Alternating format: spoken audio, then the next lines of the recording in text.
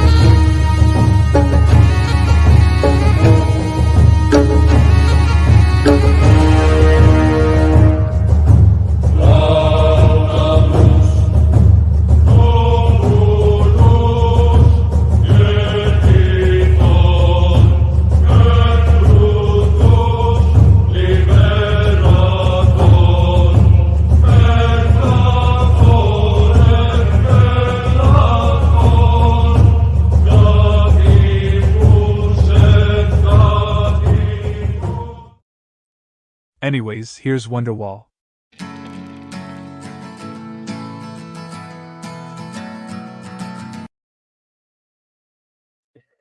Good evening, everybody. Welcome back to another edition of When in Rome. I am your host, Jojo Belisarius, also known as Michael Odin, and we have a very exciting show for you this evening. First things first, we'll say hello to people in the chat here. I see that we've got Corey Barton was the first one to show up today. Congratulations, Corey. It seems like with all the jokes that we've made about you being last to the stream, you're trying to set the record straight. It's good stuff. We have a fantastic joke by Aldous on the farm just off Orwell Lane, but we're gonna save that here because we have some exciting stuff. First, we're gonna say hello to Mo Biggs. Miss Miranda is in the chat. We will get to the joke here in a sec. Justice for Aldous. We're going to get there, guys. To be fair, Corey was still here when the stream began. Hadrian's Wonderwall. Yes. All right. So with us saying hi to everyone in the chat, all three of you, we have a very exciting announcement to make. So today is obviously our Cannae Not special because the anniversary of the Battle of Cannae here is later this week. And so it's a very dark and mournful period for those of us that are sons of the Imperium. But for this specific person, they're dancing in gleeful joy. My new co-host is none other than the wonderful Miranda Barca. Chat, say hello to your new co-host of When in Rome. Hi, guys. Your friendly neighborhood Carthage lover. Apologist. Friendly neighborhood Carthage apologist indeed. So, yeah. How you doing today, Miranda? Are you excited to be here? I'm very excited to be here and very knowledgeable on this wonderful battle that Rome loses. Oh my god. All right, so now that we've brought you in, let's take a look at this Aldous joke. So an overweight time traveler goes to ancient Rome and realizes he wore historically incorrect clothes for the trip. Realizing his mistake, he visits a toga shop to purchase new clothes. He looks around the shop and realizes they do not have togas big enough to fit him. He goes to the counter and asks, "Do you have XL togas?" The clerk says, "Well, yes, but why do you need so many?" And apparently I've been replaced once again as co-host. You haven't been replaced. We had you in as an interim, and we will happily bring you on shows and everything like that. Always love chatting with you, Aldous, and we need to start back Vive l'Empereur at some point. Always a blast doing that. I don't care what the history books say. Aldous was a man. Mo. Outstanding. So, as we stated before, today is the Can I Not special, because this battle kind of sucks if you're a son of the Imperium. Not the greatest time, but it's important to, remember our history. So we have a fun video that we're going to be watching with you guys here today, called Decisive Battles.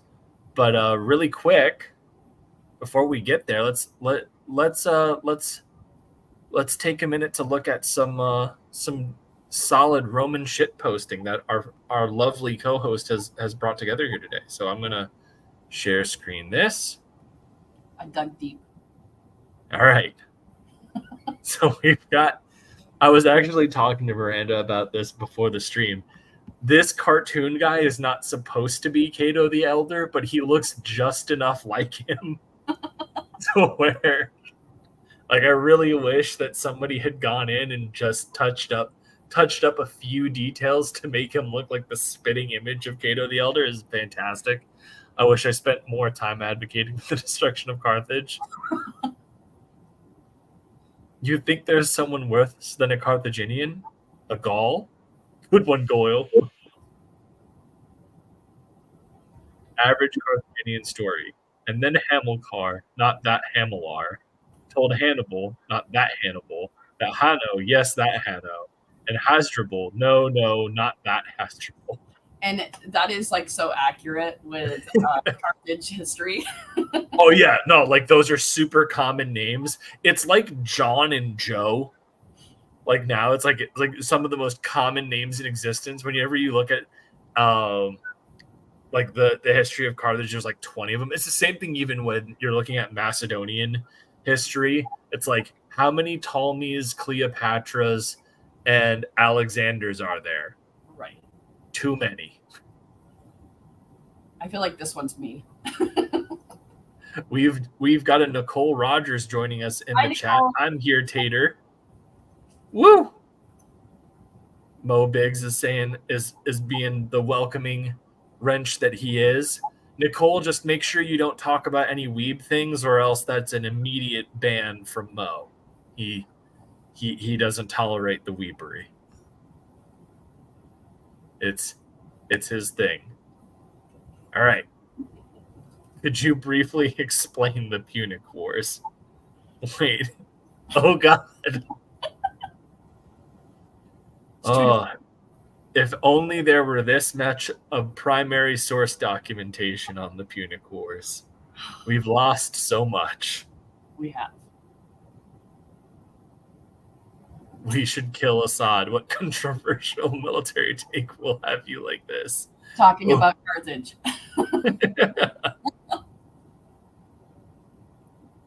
We got to know both sides of every issue. The Roman Empire, Carthage, a biography. Girls' pockets, cell phone, boys' pockets, Gladius, Garum, sacred chickens, the province of Gaul. The sacred chickens really got me. Yes. Garum is also up there. This one's beautiful. I love honey, but you know what I don't love? Carthaginians. Points deducted for the wrong Roman helmet. You sent this to me, to be fair, Michael. Yes. But I also prefaced it with, it's the wrong helmet, but it's still funny. It is very funny. I love that one. Oh my God.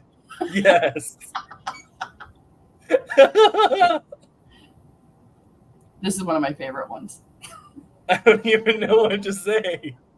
It's an actual painting of Cannae, but with There Hello. you go. You just got a Hello Kitty. Oh my god. All right. So 218 BC Trebia. Don't worry, guys. We will defeat Hannibal today and see our families soon. 216 Cannae. Yeah, that's about right. We march on Ella's booze. Oof. All right. The Romans refusing to give up despite having lost a battle against war elephants. Hannibal bringing war elephants across the Alps. Scipio winning a battle against war elephants. Alexander winning a battle against war elephants despite never having encountered them before. Tamerlane defeating war elephants with burning candles. And that's a true Fair story. enough. That speech bubble could also represent Ogden's explaining the joke. Yeah, that's cute. Thanks, Mo. Only thing worse than a weeb are people who talk shit about Cicero. I This mean, looks weeb adjacent. Probably the Hello Kitty thing. Corey Barton's back. What up, Corey?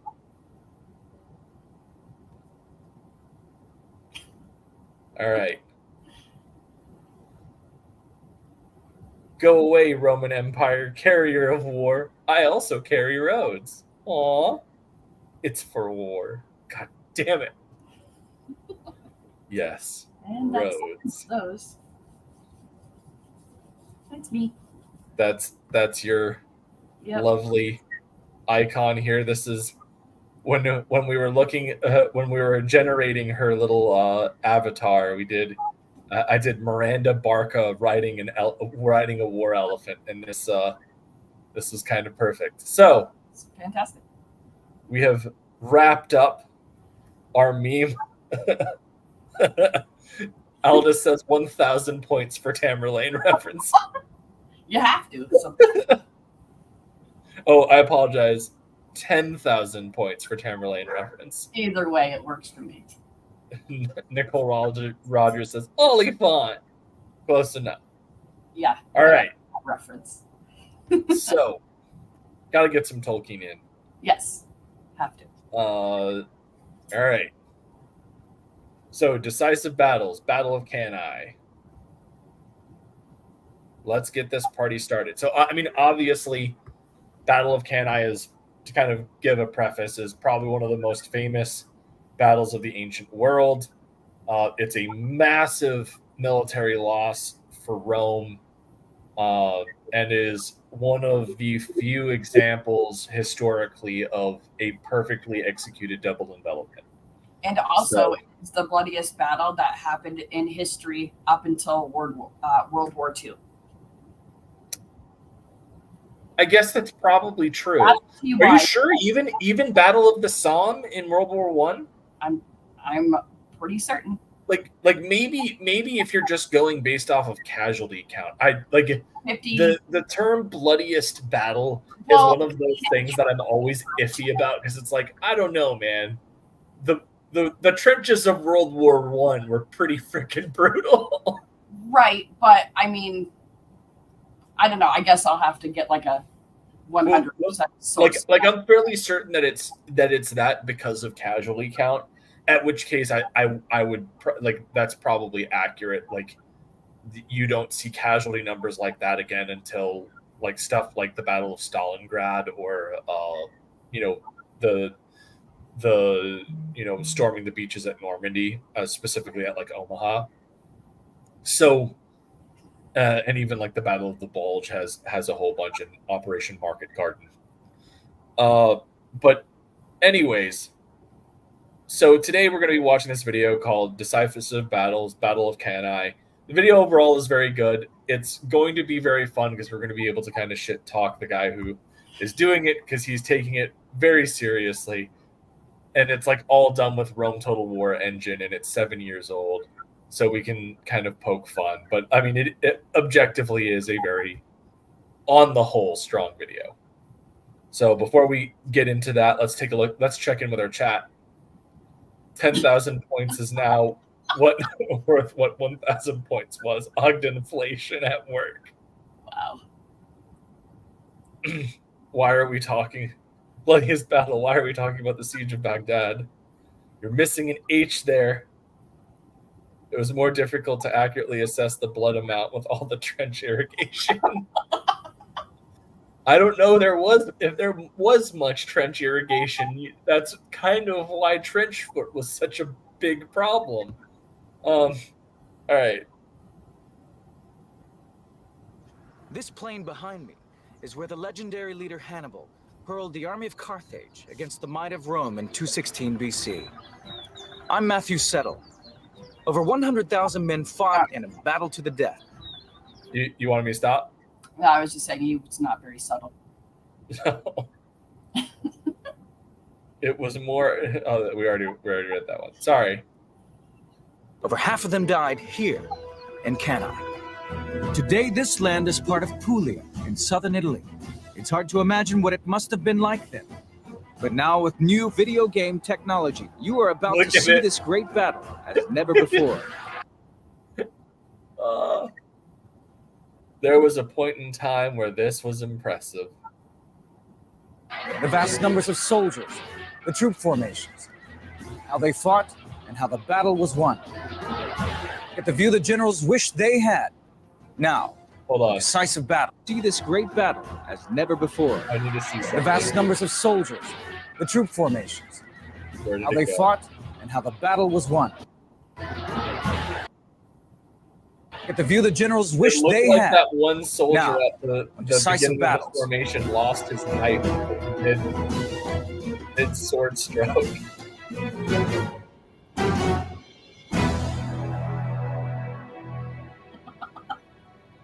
All right, we got some good comments from the chat. So hold on.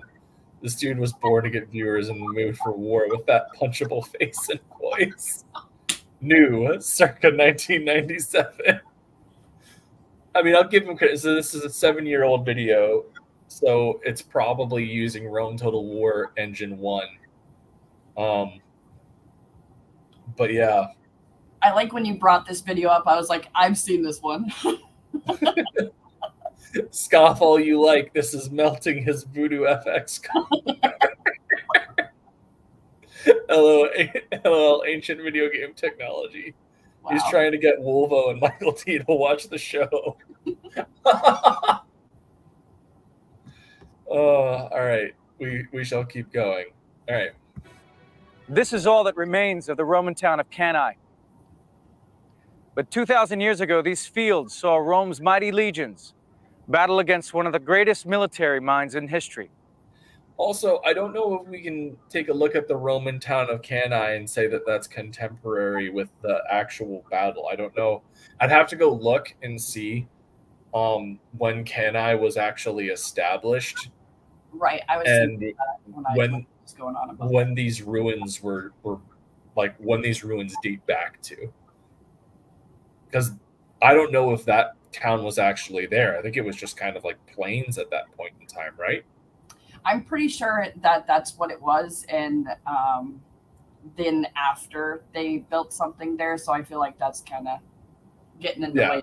Actually, so like showing off the Roman town of Cannae is kind of like, well, that town wasn't there, and on top of that, would it be considered a town or like a city? Like, what was its population? That's something that we'd have to go take a look at. Ogden has officially resorted to theoretical nitpicking. I haven't fact-checked this, but it's potentially incorrect. All right, hold on. Fine. That's history for you, though. Cannae City. Can I get some information? All right. It is primarily known for the Battle of Cannae, in which numerically Hannibal defeat. There's considerable controversy as to whether the battle took place on the right or left bank of the river. In later times, this place became a municipium, and the remains of the unimportant Roman town still exist upon the hill known as Monte di Cannae. So, okay, yeah, this was like a small like municipality effectively, and it was built up after the battle. So like showcasing this as like, I think of like, oh yes, look at this thing that's contemporary to the battle is silly. Hashtag Team Right Bank. Change my mind. Miranda, are you on hashtag Team Left Bank? I'm on the hashtag Hannibal wins this battle by a large margin. That's irrelevant. We've already established that that's happened, but we've got to know, is it happened on the right bank or the left bank? Left bank is where the Hasdrubal went with the people who came up behind him, so I'm going to go him, obviously. All right, so Miranda Barca is on hashtag Team Left Bank. Did you change? The question is, did you change Mo's mind? All right. I feel Hannibal, like the end of this will change. commander of the armies of the great trading city of Carthage. By 250 BC, Rome had made itself master of all Italy. Now it wanted to expand and to control the Mediterranean Sea. I don't know if that's accurate to say they were in control of all Italy at that point. They weren't. I know that they had obviously gotten everything from Rome all the way down through like Campania and everything, but Cisalpine Gaul goes throughout northern Italy, and they didn't have control over that because Hannibal was able to. Hannibal picked up a lot of those people on his way to this battle. Exactly, and then he was also able to get like native Italians to go against the Romans as well. Yeah. So I don't know if you could say that they had conquered all of Italy. I wouldn't say yet, but I'd say they were close. Yeah. To that point, but I mean, there was a lot of people Hannibal picked up on the way to this particular battle. So I wouldn't say they controlled everything. There was if they did, it was still relatively new, and there was a lot of discontent that Hannibal was able to take advantage of, at the very least. But it had the wealthy city of Carthage on the north coast of Africa to contend with. The problem wasn't that the Mediterranean was too small for two rival powers, but the problem was that Carthage had designs on Sicily and Spain, and Rome had designs on North Africa. That's not accurate at all. No, that's not what happened. No, so like everything that happened in this war was because of Sicily. Rome could give two shits about North Africa at this point in time. Right, Sicily was a major. Sicily was the goalpost the entire time, and the Second Punic War was effectively a revenge tour for the first. Right. You know, like the first, like if you were to compare it to a more modern conflict, right? First Punic War is effectively your First World War, right? Where you have, you know, it ends, but it didn't really resolve much of anything. It was pretty indecisive. Both sides kind of got their ass kicked, but Rome didn't lose near as much money because Carthage was hemorrhaging funds to pay for mercenaries and stuff. So like they sued for peace and then got destroyed with massive reparations. And then Hannibal's dad, Hamilcar, sets up a colony in Spain where there are a bunch of silver mines, and is able to bring wealth back to Carthage and kind of rebuild a Carthaginian army presence. And that's where Hannibal gets raised. And when Hamilcar dies and Hannibal becomes the new head of the family, that's when we kind of start to get to the whole, you know, conflict leading to the Second Punic War. And the Second Punic War is, you know, all those tensions that had been, you know, left simmering from the first come to the surface, and then Hannibal invades. Also, Sicily is like a central trading, and Carthage was merchants and they had their ships and things, and that's why the Kothka was how it was built, was So as they were. Mo Biggs states typical Fresno pseudo-intellectual, all grapes, no grasp. Silver mines, is that where hashtag Team Left Bank picked up their recent silver medal? Oh man. Okay, to be fair, Carthage does lose in the end, but they really won this one. He's just giving you guff because you're hashtag Team Left Bank. He's coming after you hard. Right one. I spent a lot of time in this battle. So, but yeah, to what you were saying, Sicily is really the prize here. You on Sicily at this point, you have the settlement of Syracuse, the city of Syracuse, right, which is, home to, great thinkers. It's an economic hub. There's a lot of wealth in Sicily. And not only that, Carthage lost Sicily. They fought for Sicily, got them, and then lost them for 6 years. They weren't about to just let that go. Yeah, so it's effectively the equivalent of the dispute between France and Germany over Alsace-Lorraine, right? Again, making that parallel to a more modern conflict with the world wars. So, all right. 24 years, the two great powers fought a bloody war for control of Sicily. Carthage was defeated, and Rome imposed crippling terms for peace. Yes. Hamilcar, the Carthaginian general in Sicily, was furious. Why do we have you back? Bring back the dated game engine. As sacrifices were being made to the gods, he brought his 9-year-old son to the altar and made him swear an oath, never to be a friend to the Romans. That young boy was Hannibal, and he never forgot his promise. When Hamilcar died, power passed first. This guy just looks like a more sad version of Martin Freeman. I mean, am I wrong? You are not. If Cannibal takes Sicily, he's a maiden Hannibal. All right. First of all, to his son-in-law, Hasdrubal, and then when Hasdrubal himself was assassinated, it passed to his son, Hannibal. Carthage is now in debt.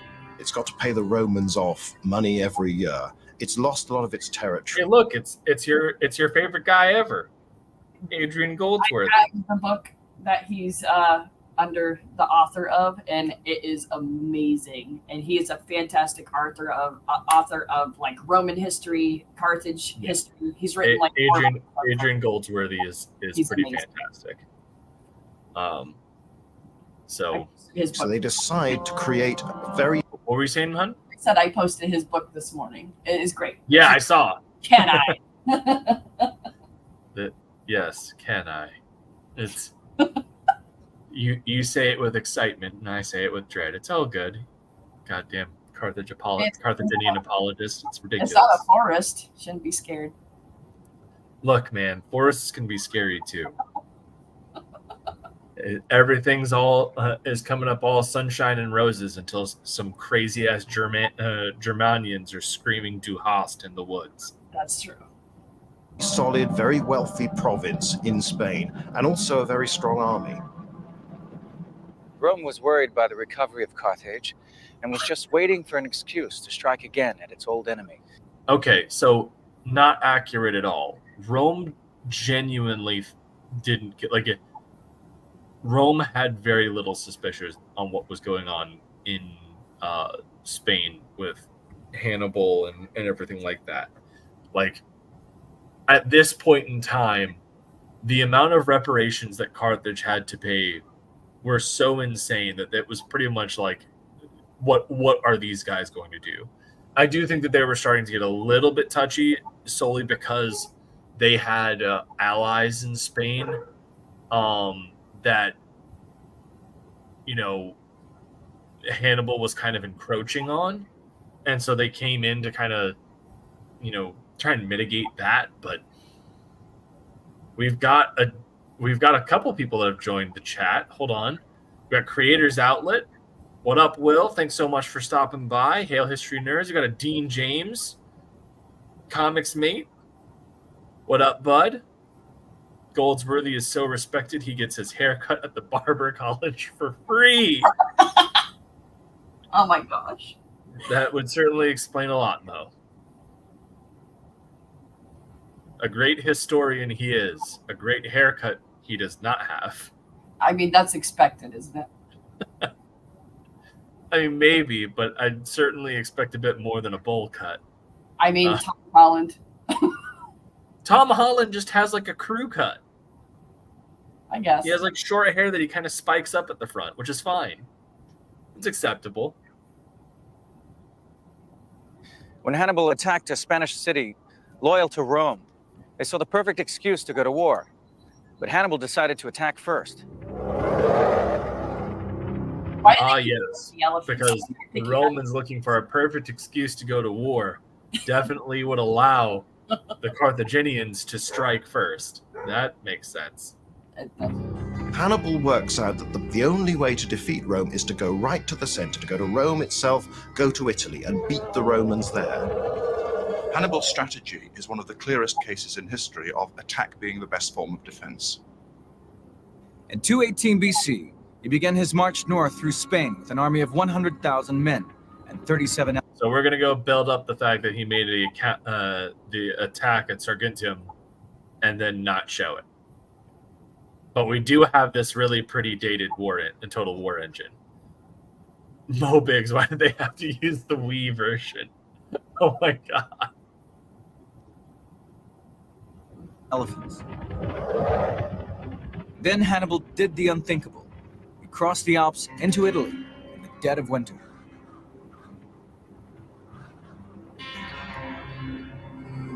Hannibal is an immensely charismatic leader. Hannibal could get armies to do things that most men simply couldn't have dreamed of.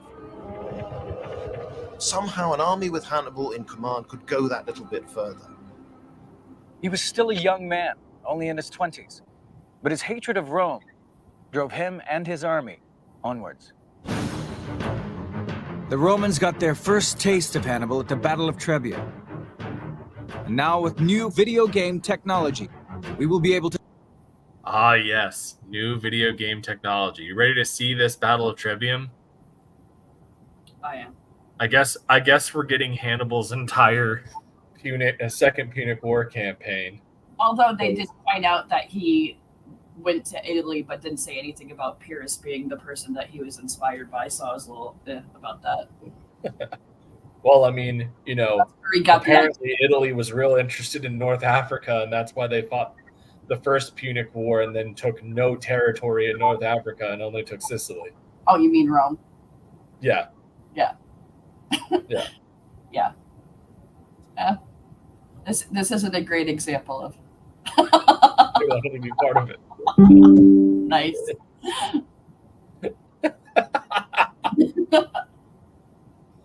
To see Hannibal in action as never before. The importance of elephants shouldn't be underestimated. Wait 1 second. What's going on here? Who is this person? It's like, well, everyone else gets a title card and an introduction, but this random chick here needs no introduction. We're just going to throw her in. What? That's weird. This is their equivalent to the random grandma going, I don't care what your teachers tell you. Cleopatra is black.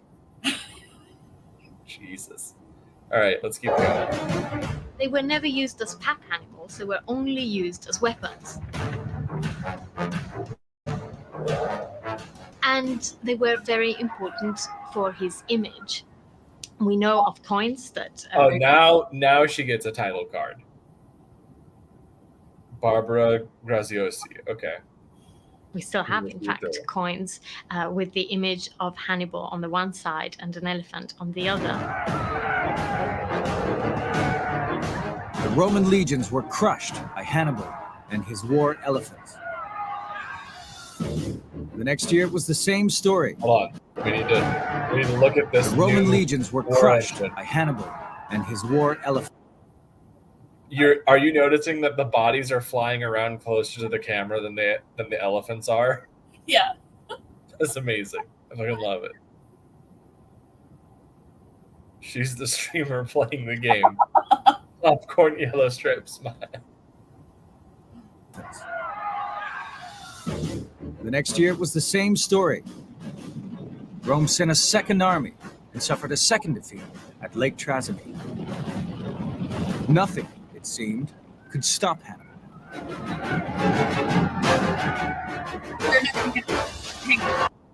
They're not even going to talk about the brilliant plan Hannibal had for that battle. They're just going to show. Well, I think the whole point of this video is supposed to be Battle of Cannae, and I guess they're trying to like set the stage, and so they're showcasing these battles through the Total War engine, but they're not really breaking them down. So I can forgive that. Like, you know, this is supposed to be about the Battle of Cannae. These battles were cool, and this one was a good one.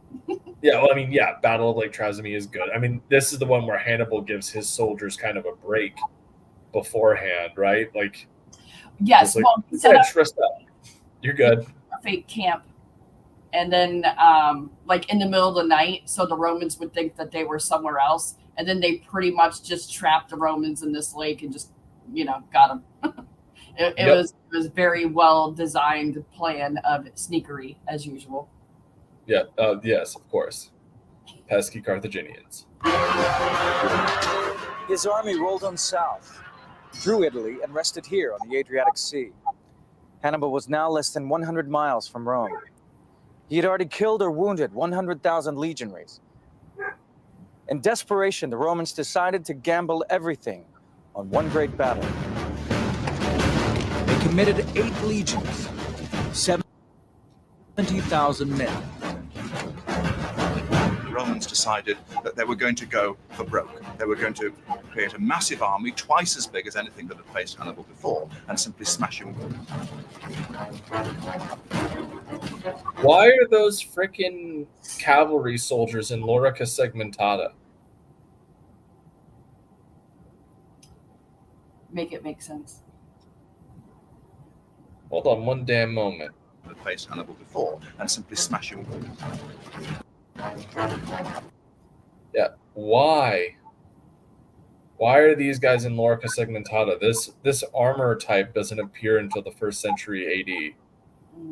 Come on, Rome. Come on, Total War team. You're better than this. Yeah, this is from like the first one over like almost 2 decades ago at this point. Mo has You're better than this.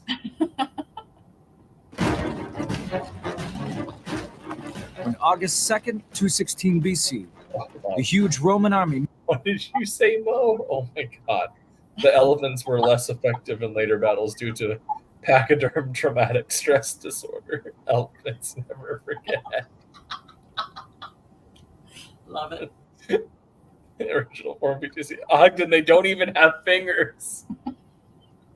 Look, man. Accuracy matters. Met Hannibal, here, near the town of Cannae. All right. It would be Hannibal's genius against overwhelming odds. Let's see what the documentary says. Will it be a hashtag left bank or will it be a hashtag right bank? Let's see. It would be the bloodiest battle the ancient world had ever seen.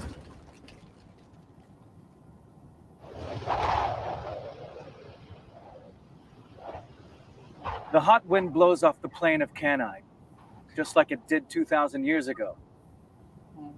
But then the fields were uncultivated and home to the 2 most powerful and different armies of the ancient world. I don't know if you could say that they're different. By this point, Hannibal had conscripted a whole bunch of like local forces that fought pretty similar to how the Romans did. And additionally, he does have mercenaries that fight in like phalanx style formation, which is different than Maniple legions, but like not by an exorbitant amount. It was Like- different people. I mean, honestly. Yes. The Numidians, the Libyans, the Spaniards, Celts from Spain, and then you had Gauls. So, I mean, it was different types of people, but I feel like it was a lot of the same thing. Like there's definitely a lot of similarities in how they all fought. So, with the only real exceptions being like the Numidians and Libyans, who were predominantly cavalry users. Like the Romans had cavalry at this point, the equites, but like they were very small in number, and they weren't like Roman cavalry was never particularly good. Even as you get later into like the imperial period, Rome generally built its cavalry out of its auxilia from Gaul and Spain. At stake, control of the Mediterranean and the future of Rome itself. Let's take a closer look at the huge Roman army which opposed Hannibal. It contained 8 legions. Each had up to 5,000 men, drawn into 3 lines, which were in turn divided into squares of infantry. Roman This checkerboard formation was designed for maximum flexibility. This time, yes. It was tricky to operate. Hashtag Roman. And needed a very experienced commander. Hashtag Roman cannon. Work. The Roman soldier just where you stood in these 3 Oh my lines. God! Look at him. They put him in there, but the way they have that set up is wrong. If you go by Polybius and what he wrote that it was deeper than wider, and that's probably where Rome failed during this battle. I don't know. I think that Rome failed during this battle because they had inept leadership. That's what he claims. And they also don't really have a professional army at this point. This is another big misleading thing, is they treat Rome like it's this burgeoning power. Really, Rome doesn't become a burgeoning power until after the Second Punic War. And even really after that, it's not until the Marian reforms are implemented some 40 years after the Second Punic War that Rome really starts to become an imperial might. I mean, it's like he's going to write they lost because, they weren't good. I mean, the were many times deeper than wide. They put him in there. He's an unlockable character. Oh man, if only. But like it. So, I think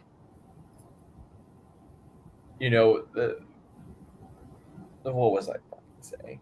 All right. Well, let's get back to that comment from Mo completely derailed me.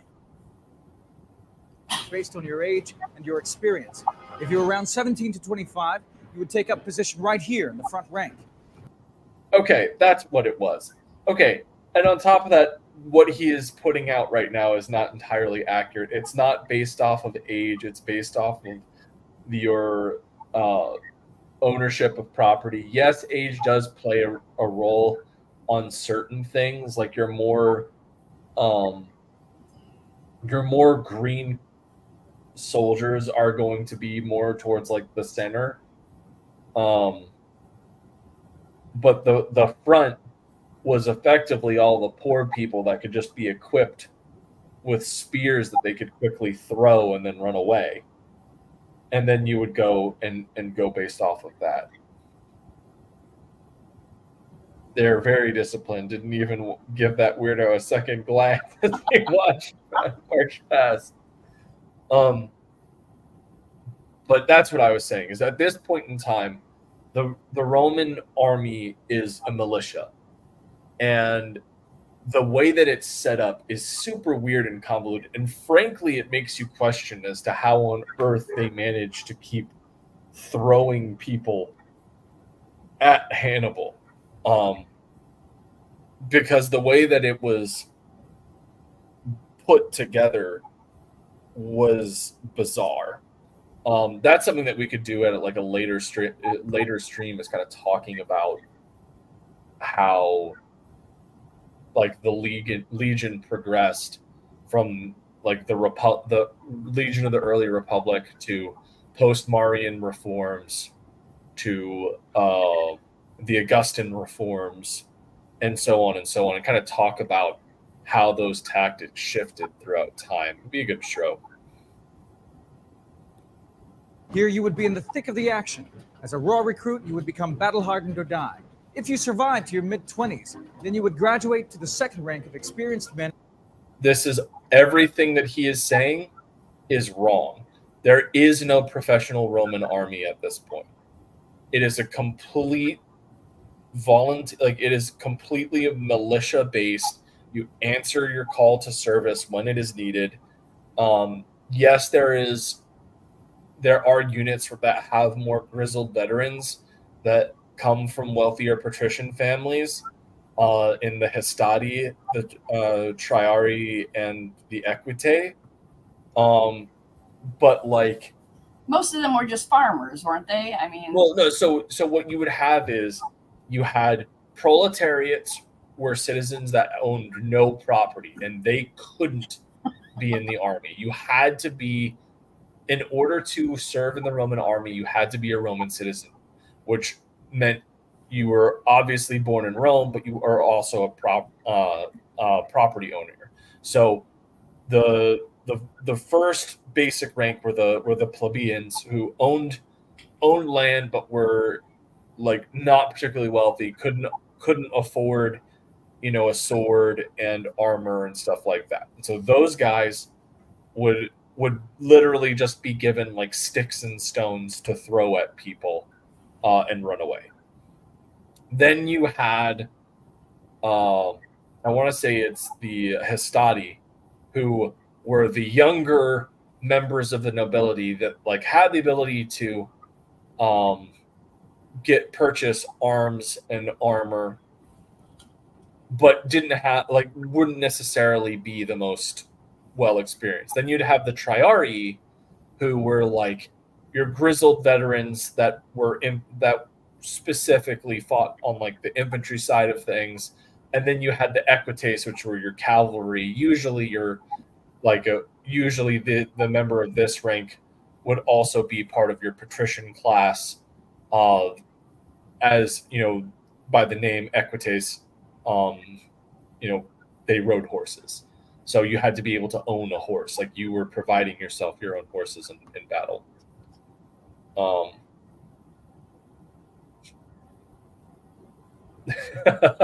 Mo Biggs, everything he said is wrong. Dude's a born #left banker. So let's see. Peak of fighting fitness. And if you lived to be a grizzly old veteran, you would find a home here in the third rank.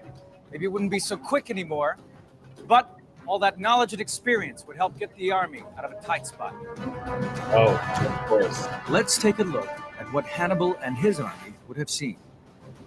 The skirmishers out in front act like a kind of curtain, making it difficult to work out just how the Roman troops are organized, or how many there are. And we can see that Hannibal's army is nothing like the Roman military. By this point, Hannibal had gone up against standard Roman formations plenty of times. The biggest problem with Cannae was Rome never adapted its military tactics. It kept trying to fight Hannibal the exact same way, just do it with more people. Oh, we're going to go push into the center and try and create a collapse in their center rank, and then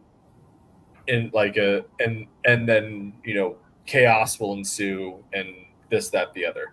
There was no adaptability. They just were like, well, we'll just throw more people at the problem. And the beauty of that was Hannibal allowed there to be a funnel, so those people were just going through to a center. Correct. Which is how he did this. Well, and that's how he's able.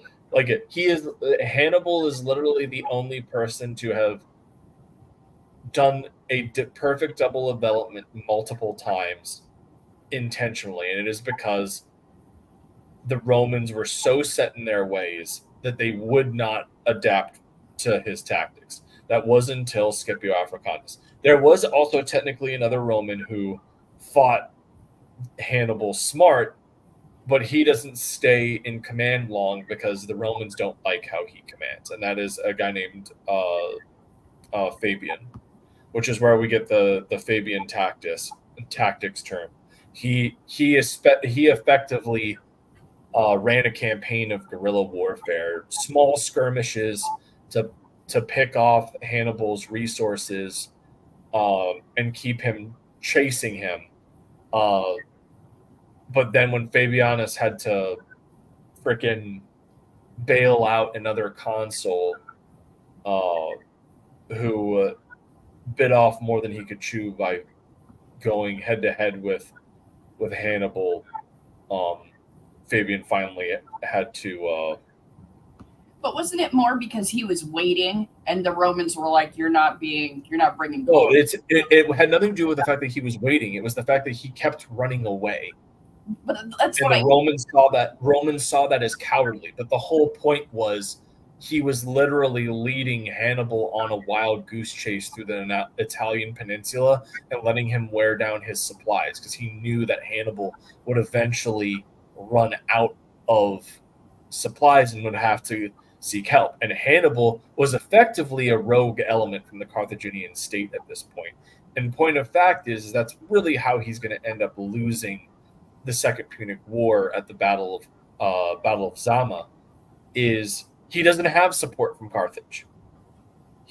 Everything that he has been doing, he's been doing on his own. And so he finally meets a pretty solid match in Scipio Africanus. And he can't do anything. Was he at Cannae? I don't remember which battle he was at. I don't think that he was at Cannae. I think he was at the one after it. And that's where he kind of steps in. They rolled the dice and let one of the dudes who owned property yet, who didn't own property yet, muster more than a stick to defend his life, secretly construct the battle plan. A machine on the other side of the battlefield. This is an army drawn from many countries. From Africa come the Libyan spearmen and Numidian cavalry and small swift. Important to note that every single one of the people that are under Hannibal's command are professional soldiers. The Romans that they are going up against are not. Swift horses. They are Gauls from France and Spaniards fighting both on foot. It should be noted that Gaul is a combination at this time of modern day France, Belgium, and northern Italy. And on horseback. Here, Hannibal has the advantage of 10,000 horsemen against the Romans' 6,000. The flat plain of Cannae is perfect for cavalry warfare. But he has only 40,000 infantry against Rome's force of 70,000. The Roman army was so vast it had two commanders, Paulus and Vero. They took both consuls turns leading the army on alternate days. Now this is tricky enough if both commanders have the same strategy, but they didn't. They had competing strategies. Paulus favored a cautious approach and did not want to rush into battle. Vero was spoiling for a fight and wanted to force the battle onto the open plain where the huge Roman army had room to maneuver. On August 2nd, 216 BC, it was Vero's turn to command, and so the Roman army began to form ranks for battle. As usual, the infantry occupied the center, with the cavalry detachments on either wing to guard the flanks. Standard tactic practice of the day. We can never know exactly what was going through Vero's mind, but he decided to change the normal battle order. He ordered the Roman ranks to be made much deeper. There were fewer gaps and hardly any option to change formation.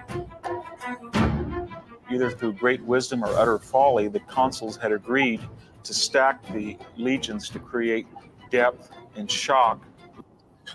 So I can hear the backseat quarterbacks of the Battle of Cannae going that this is what lost them the battle. But if you look at the tactics of the era, Epaminondas effectively does a similar thing at the Battle of Leuctra against the Spartans, and it's what wins the day. It's where he created the use of oblique flank maneuvers, where you make your formation as dense as possible to crush into a specific wing. Now, I think that the problem here is that these consuls didn't know enough about who they were fighting. It's important that you know your enemy. Like, Epaminondas knew that the Spartans traditionally, how the Spartan formation traditionally worked, and where the king and his royal bodyguard was. So if you stack your formation to go up against that specific unit, so that way you can crush the morale of the rest of the army and cause a rout, do it. But that's not how the Carthaginians were going to be set up. Go back to Fresno, motherfucker. This is prime time.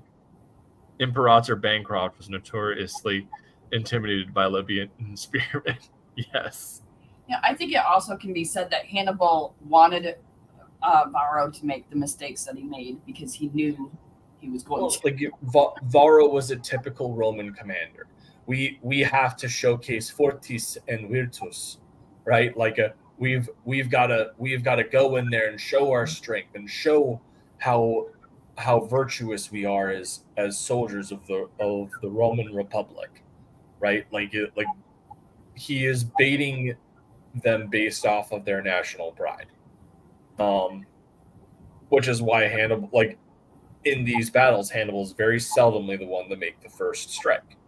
For the idea they could just burst through the Carthaginian army.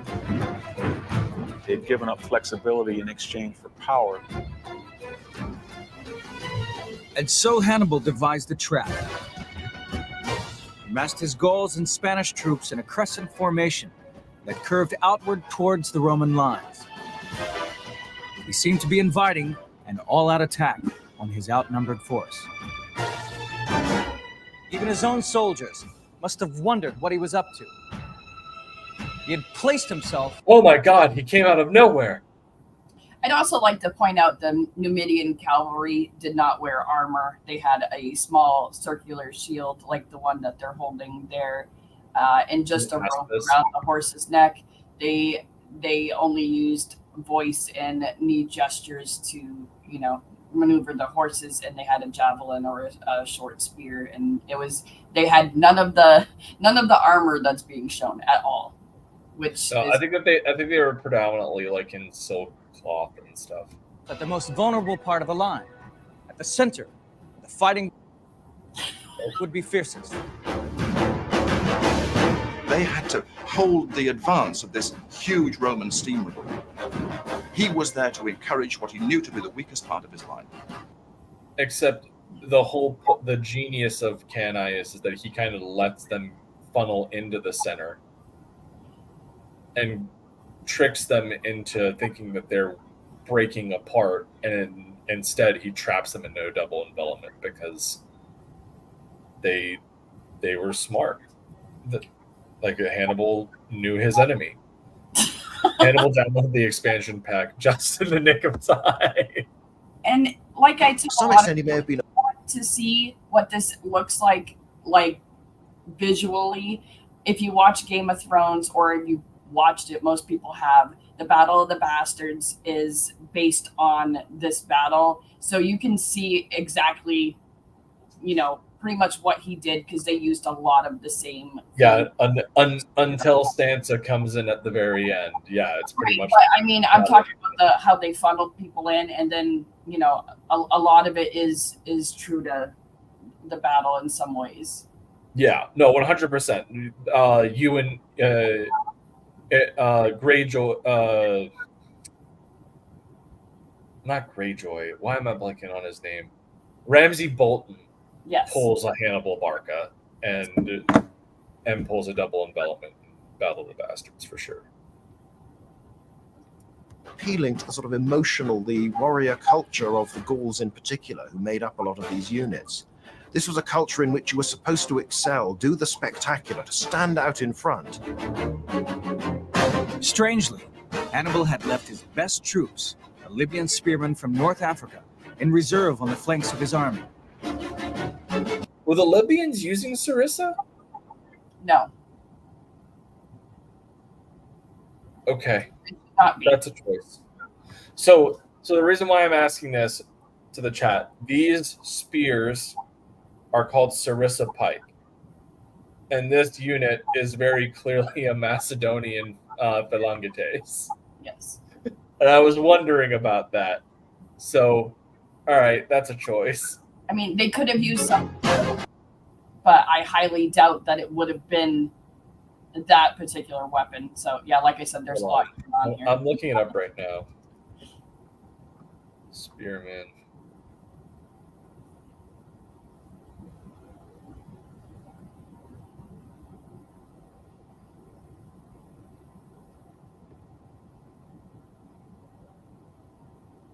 Looking at some miniatures.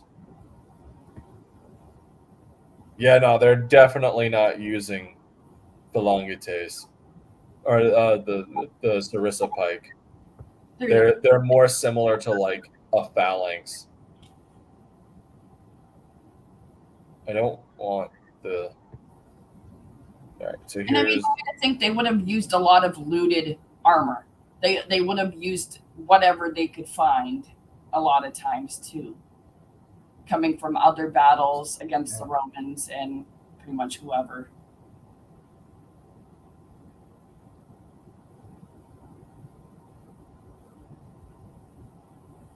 Yeah, all right. Moving on. But Hannibal knew exactly what he was doing. He had a plan. Almost 130,000 men and 16,000 horses were squeezed into this battlefield just over 2 miles square. Were those frickin' Sarissa pikemen using Roman shields? Why am I blanking on what they're called? Scutums? Those look like frickin' scutums. It looks like they're just using whatever. They're like, just put armor on them. I understand that this is Rome Total, like the first Rome Total War, but like the whole point of the Sarissa pike is you're using like a small little like aspis shield because you have a sling to hoist the pike and like lay it down. Like, and those it's are the ones not that easy to use. Or am I thinking a different one? Lucius Aemilius Paulus. It's the Libyans. They found me. I don't know how, but they found me. Beginning where the tree line marks the river, and ending here at the hill of Cannae. Suddenly, there was a frenzy of movement. The skirmishers ran forward. Legions advanced in step. The men of Carthage outnumbered. Legions in name only, really, at this point. For 2-1, braced for impact. Battle of Cannae had begun.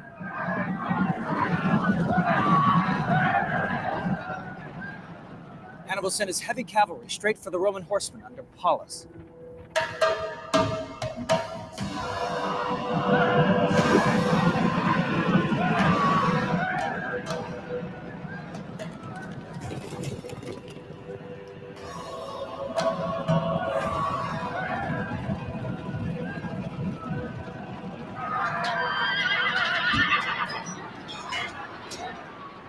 The fighting was fierce and brutal.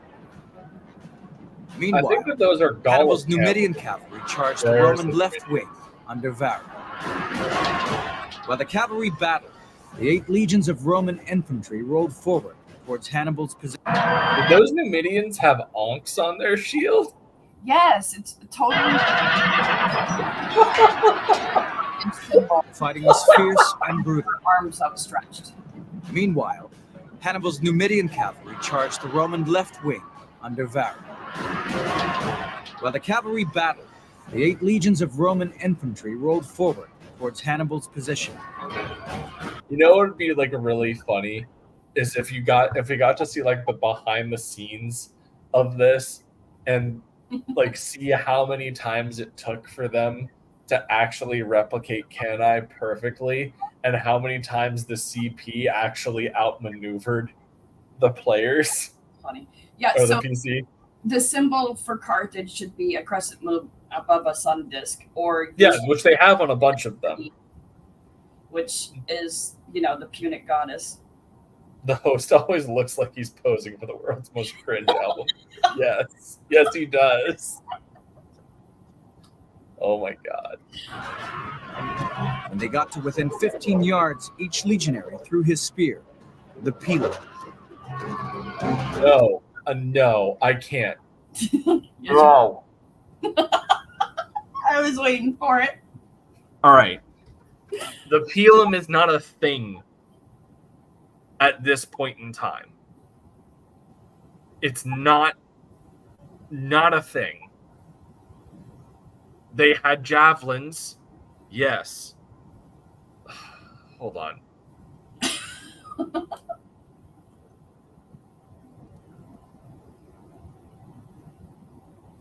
Are they saying that's what the Triari had? Hold on.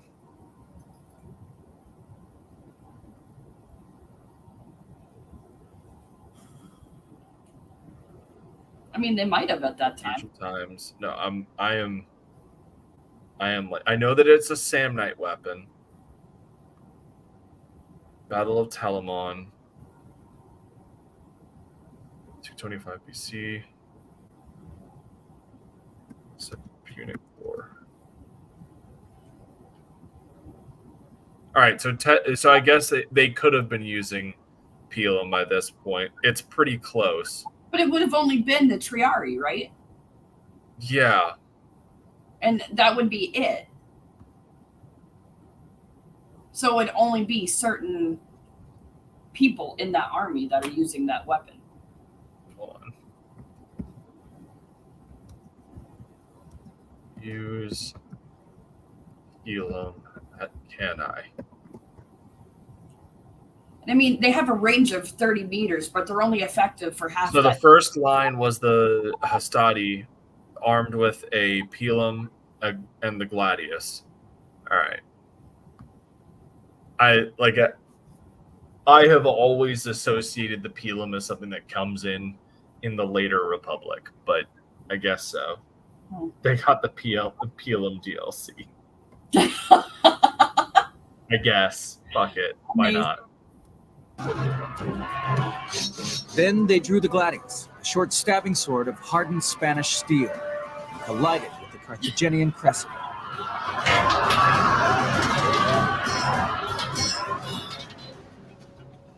This is a replica gladius and shield. The shield was used for battering an opponent, quickly followed by a thrust. The shield alone weighs 22 pounds. So, in this heat with that sun and a full suit of armor, it's hard to imagine fighting for 4 minutes, let alone 4 hours.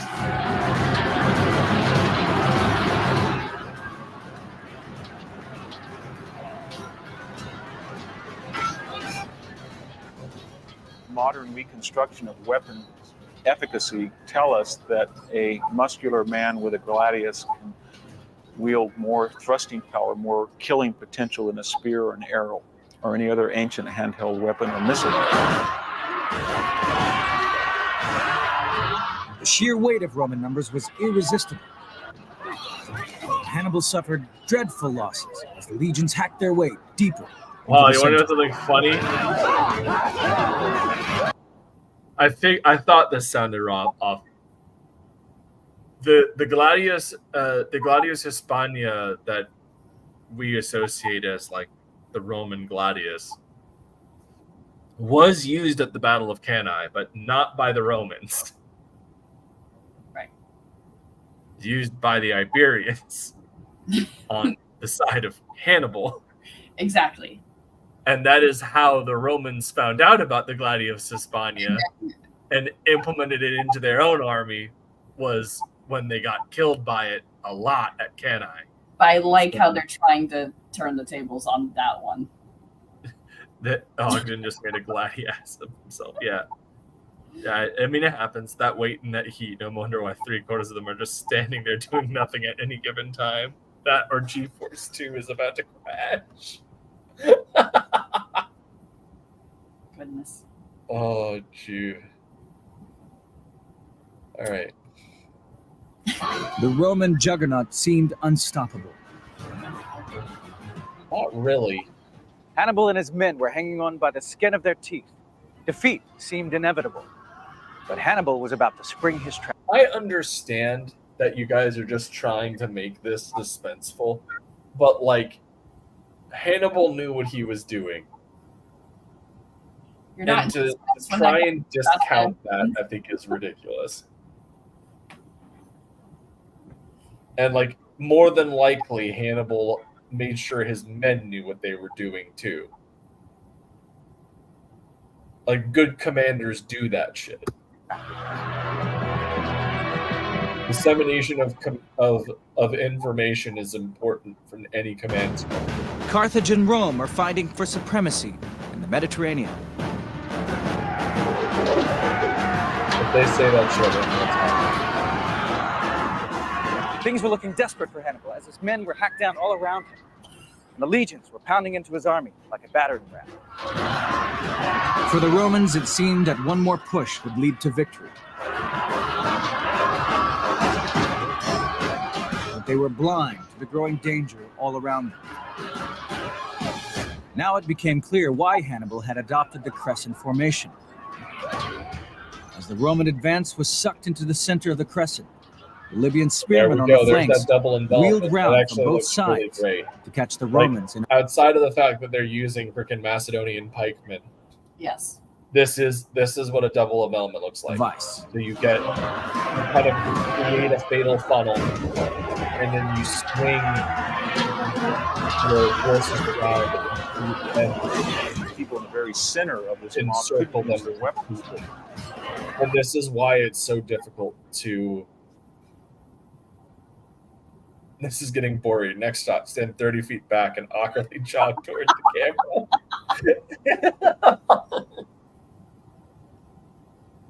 So, like, this is where, why this tactic is so difficult to pull off. There are very few people who have. And Hannibal is the only one who has done it multiple times. Napoleon has pulled off a double envelopment. Shaka Zulu pulled off a double envelopment. I'm blanking on there. I think that there's like 5 people who have pulled this thing off in history, but Hannibal is the only one to have pulled it off more than once. He did it at was it Lake Trasimene, and he did it at Cannae. I think he did it once more, right? He's done it 3 times throughout. Yeah. The road to ruin. Yeah. So they were pelted by spears, javelins, stones, but they could not reply backwards. It was too compact. It was too tight.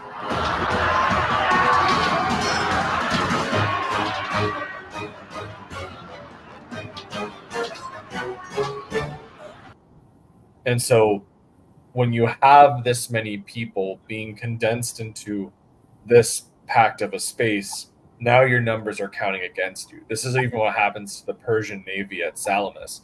I guess you could even say Themistocles pulled this off in naval combat by getting the Persian navy to go into the Straits of Salamis and kind of trapping them with the geography as well, kind of creating a double envelopment there.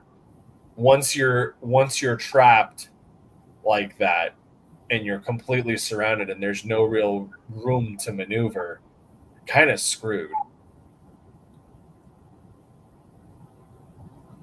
Because the moment that you can no longer move on the battlefield, your goose is cooked. Why is that not having sound? Oh man, that would be hilarious if this version of the video just like cuts out its sound. No, there's something going wrong.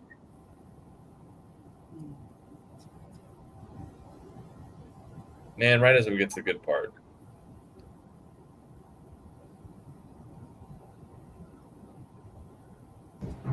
There we go. He sat down on a rock, nursing a head wound. His officers urged him to leave as Hannibal's...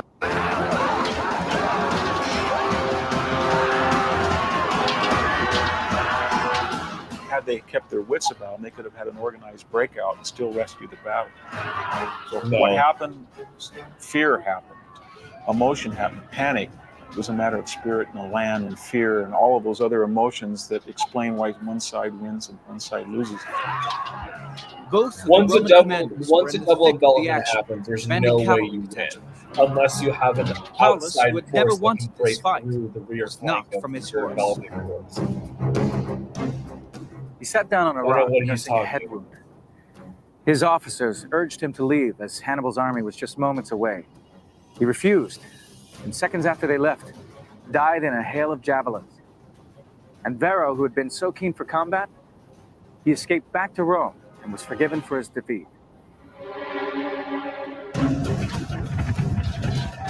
No matter how unwise Varro's decisions might seem in retrospect, to the Romans at least, they're not going to criticize him because the great trait of all Roman commanders is aggression. Yes, that is the one accurate thing he has said this entire program. Yes. I remember that at Cannae, what happened should not have happened. Military strategists could not envision that a numerically inferior army could surround in a concentric manner on both sides a numerically superior force. That's, again, it's like you're trading off bad take for good take at this point, bro. I feel bad for the why didn't they spring for Sound Blaster Pro?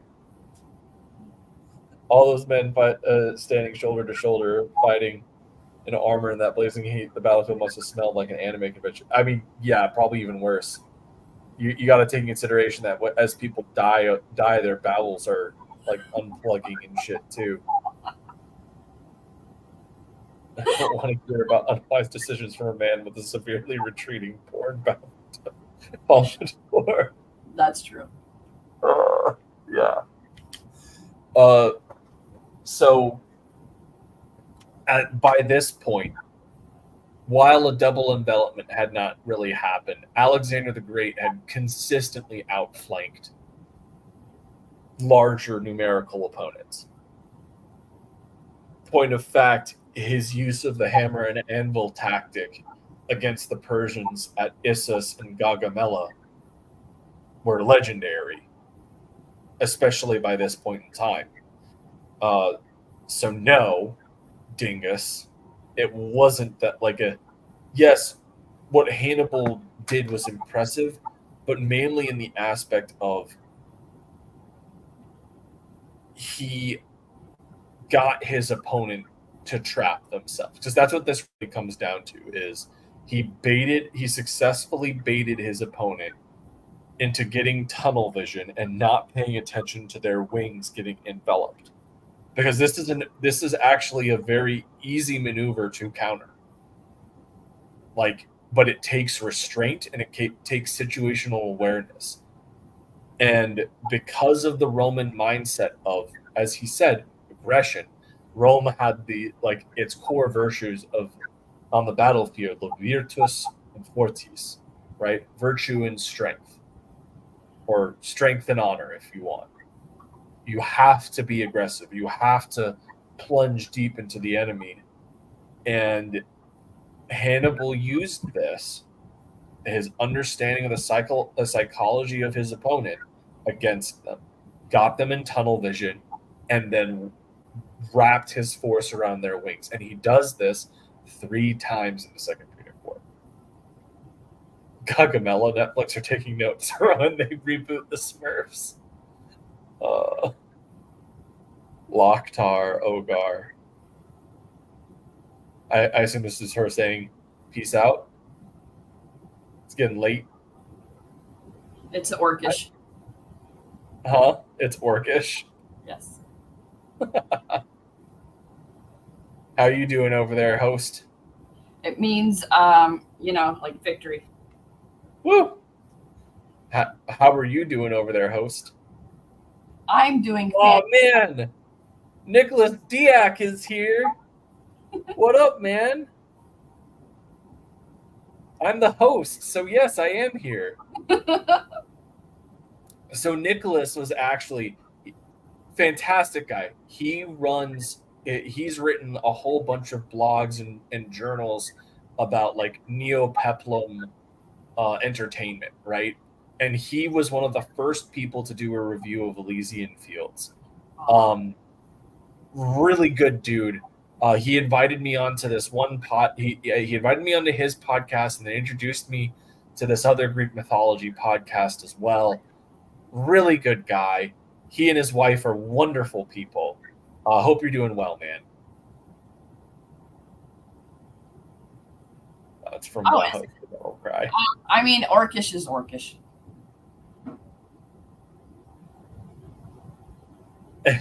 Comics, it says, did you see Britt Booth retweeted us, Odin? Yes, I know. So I had gone, he was saying that he was looking for a single character to draw for his Patreon.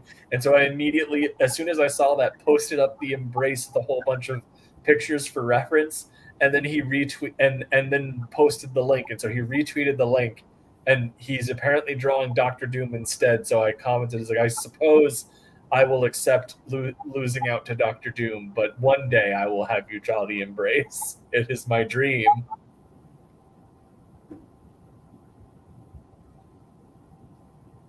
Oh my god. Wasn't his pull quote I saw on the truth? Just threat him now. Oh goodness. So the very idea that someone like Hannibal could pull that off was just audacious and should not have happened. That's not okay. By nightfall, Cannae was a field of blood and tangled limbs.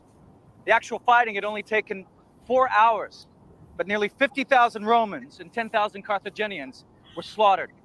That's roughly 200 men each passing minute. Nearly 1/3 of all Roman senators, the men who governed Rome, lay slain or captured. Yep. This was the worst defeat ever suffered by Rome. I was just wondering where he was going to come out. We're going to end it there, because I'm sure the rest of it's just going to be a bunch of other ridiculousness, and I don't want to hear a bunch of wrong historians say bad information for the next 30 minutes. The next 10 minutes. But anyways, we have gone an hour and 22 minutes, which is way longer than our normal streams. But this has been such a blast, and we've been able to bring in new people into the stream. Really cool to see Nicholas here. He's saying, doing okay, thanks. This guy doesn't have your gift of making history exciting, Odin. Nearly 200 men per minute. That's approaching Josephine Bonaparte record. Oh, please tell me Aldous saw that. That's gold. All right. That being said, we are reaching the end of our stream. So before we roll out, I want to remind everybody a couple of things. So first things first, obviously, the Embrace 2 is live. We have 81 people have backed. We've raised almost $6,500, and we have 12 days left in the first 30. So thank you guys so much for the support you've shown us so far. We are just over $1,000 away from our second stretch goal at 7,500, which of course upgrades Reni's B variant to the lava holofoil edition. I'll scroll down so that way we can take a look at everything. We have new original art up for sale, and so at 7,500, it's this cover gets upgraded to a lava holofoil, and we're doing very well. So thank you guys so much for the support. Be sure to give it a check out. The link is in the description of the video. So we'll close out of this one. Oh, and then Nicholas Diaz claps. Roll out like Optimus Prime, everyone's favorite Carthaginian. And I'd like to point out, Comics Mate there is the artist on the Embrace, and you can follow his YouTube channel. I'm sure someone will stick it into the chat down there. Mo Biggs, hit him with them links. And second thing is we've got Odin from the Seeds of War publisher.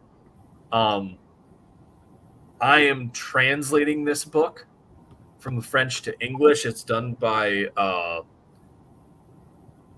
fantastic team, and it's obviously the story of Odin from Norse mythology. I'm about halfway through translating the entire book. You guys aren't going to want to miss out. This is launching August 8th. So please spread the word. Make sure that we get signups so that way when we launch, we can fund as fast as possible. So make sure you guys are signed up for that.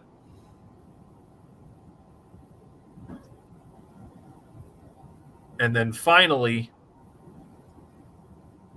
the mailing list for Elysian Fields Reborn, the reboot of my original series, Elysian Fields, is active for you to sign up. We have 12 followers. Please be sure to share the link around. And if you have access to the secret tier of the Embrace, you should probably go and check out that add-on to get that preview book. So I know I'm biased, but I'm so stoked for this book in particular. It is so cool. Yeah, we've been getting a lot of really cool stuff in for this here recently. So please make sure that you are subscribed to all this stuff. Thank you so much for coming and hanging out with us here tonight. This has been a new edition of When in Rome, and with my new co-host, I figure, it's time to go out on a high note with a new opening. So, or I guess closing rather. I apologize. Tired. Pizza. Pizza, pizza, pizza, pizza, pizza, pizza, pizza, pizza, pizza, pizza, pizza, pizza, pizza, pizza, pizza.